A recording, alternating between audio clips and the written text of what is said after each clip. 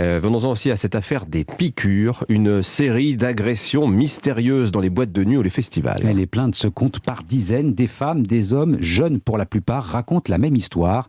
Ils découvrent d'étranges traces sur leur corps au lendemain d'une soirée en boîte de nuit ou en concert.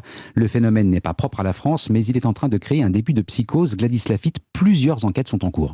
Alors il faut savoir que chaque juridiction mène ses propres enquêtes. Elles ne sont pas centralisées au niveau national puisque par nature, les faits signalés ne concernent pas les mêmes établissements ou les mêmes villes et ce ne sont pas non plus les mêmes descriptions de ce qui s'apparente à des piqûres selon les différents témoignages. Ce qui est sûr, c'est que cela crée une certaine psychose selon un enquêteur qui peut amener à une explosion des plaintes, notamment pour administration de substances nuisibles. Des dizaines ont été déposées à Rennes, à Paris, à Grenoble ou encore à Béziers.